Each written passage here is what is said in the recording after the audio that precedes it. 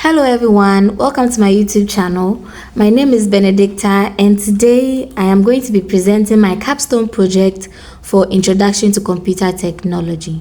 So basically, the title of my project is Electrical Appliance Load Monitoring System.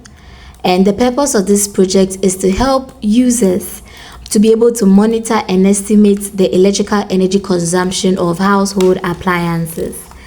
And this system is going to allow users to be able to register electrical appliances, calculate daily energy consumption, search for appliances, to be able to generate a billing estimate and also save data into files.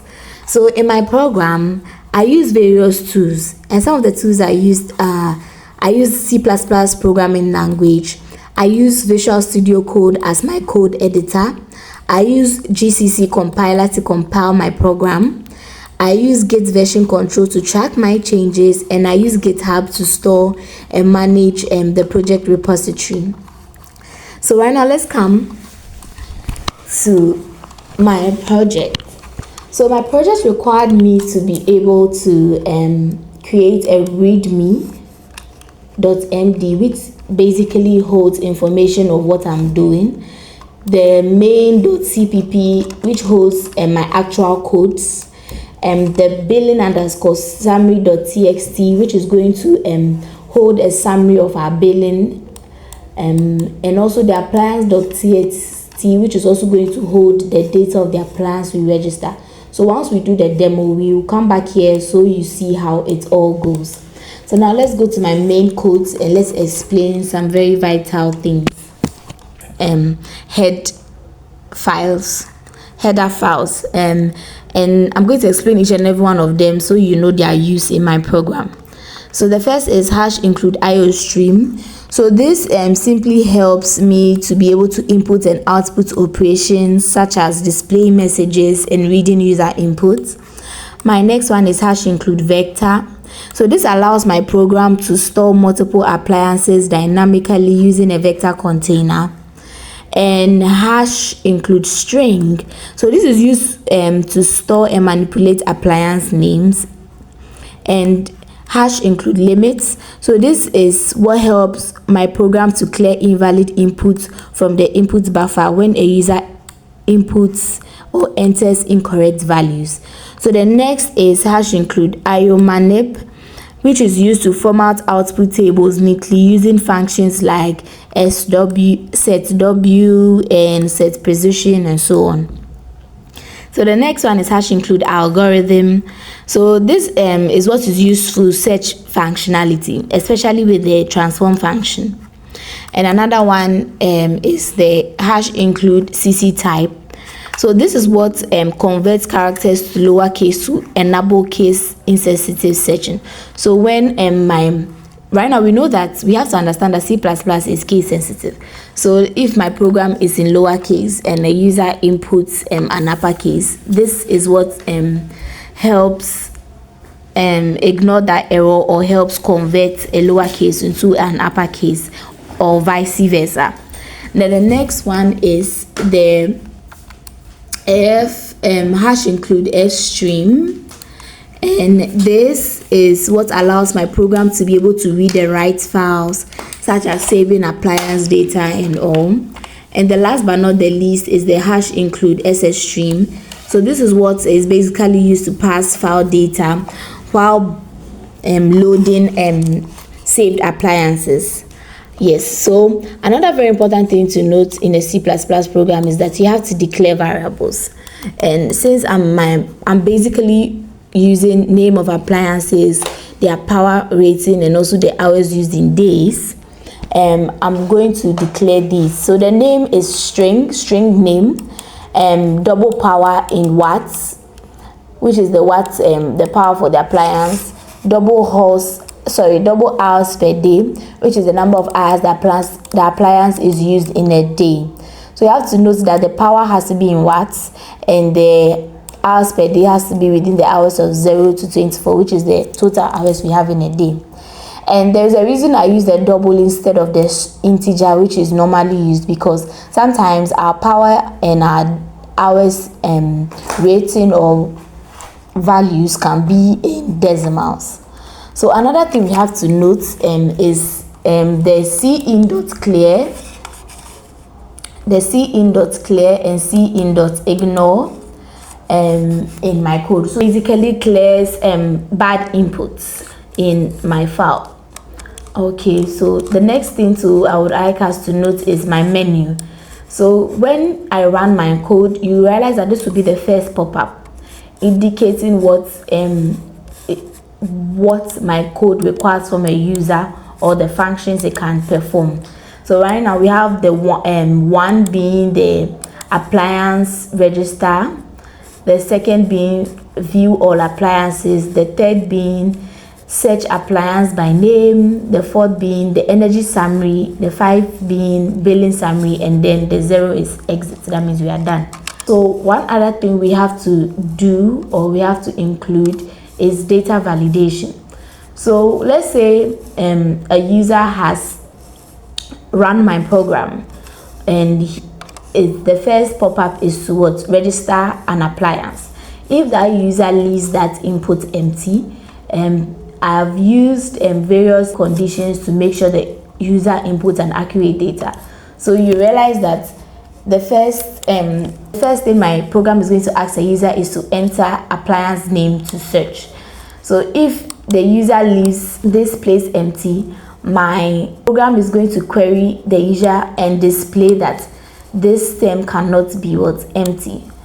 So yeah, so I did the same for the power, indicating that the power has to be in wattage, and the hours indicating that it cannot be negative and has to be within the hours of 0 to 24 as indicated in my code. So we are going to show how all this works in a demo. So let's run my program and see how it works. Okay, so as I said, the first thing that a user is going to encounter is my menu. So this is the menu. So we have to choose, so from 1 to 5. So right now let's begin with registering an appliance. So we can take any appliance in our house and register. So enter appliance name. So we are going to register radio, and it's going to ask us to enter power rating in watts. We are going to do,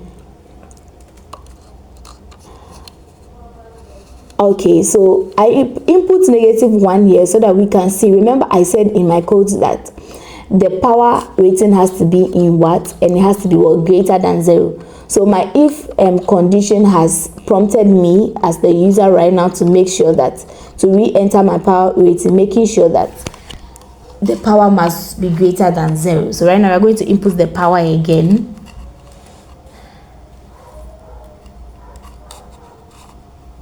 Which I've input 60, and now it's going to continue to tell us that we should enter the hours used, and we have used 3. So that is it. So right now we are going to register another appliance.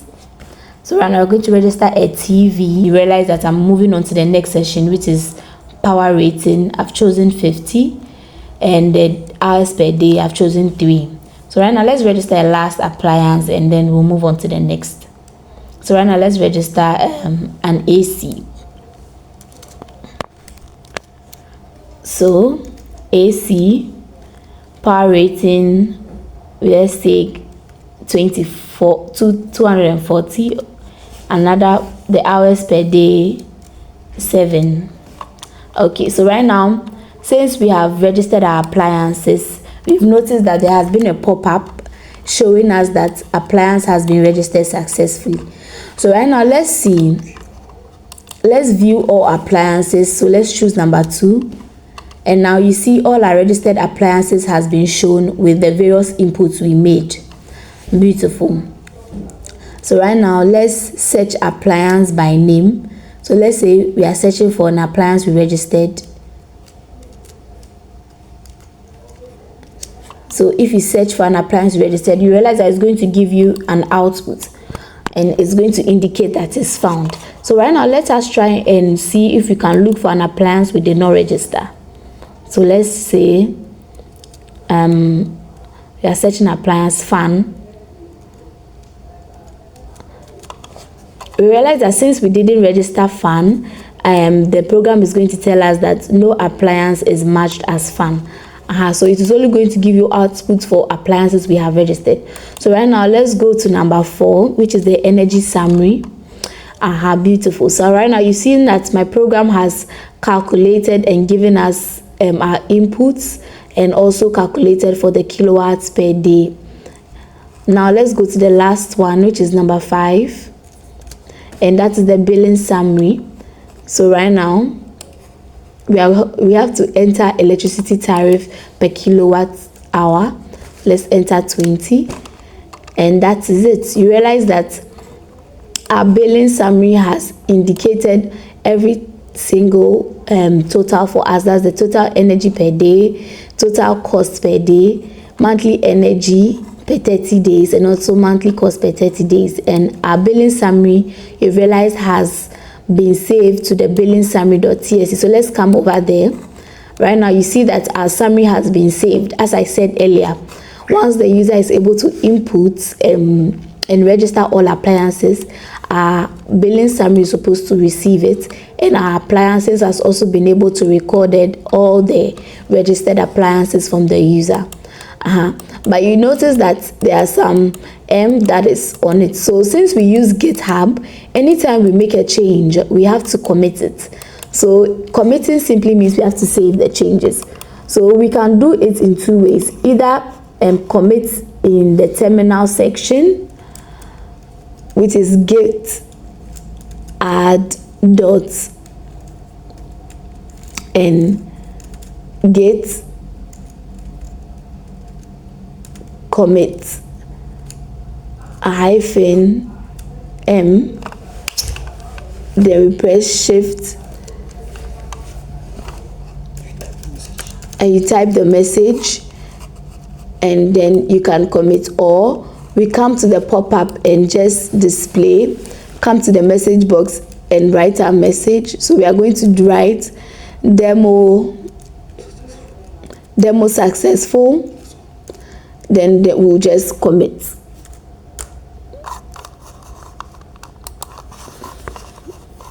Beautiful. So we are syncing changes, and right now let's come to my GitHub. Let's reload it, and we see that our file saved has our commitment, or our commit has been successful. So we see it over here. And also let's come to our file, and we see that the M has disappeared. So that means that our commit has been successful. So yes, so this is how my program runs. Successful. We've been able to run, and we've been able to register appliances. We've seen how the billing summary works, and also the appliance registration works. So thank you guys so much for sticking to the end. I really appreciate it. So I'll see you in my next video. Bye.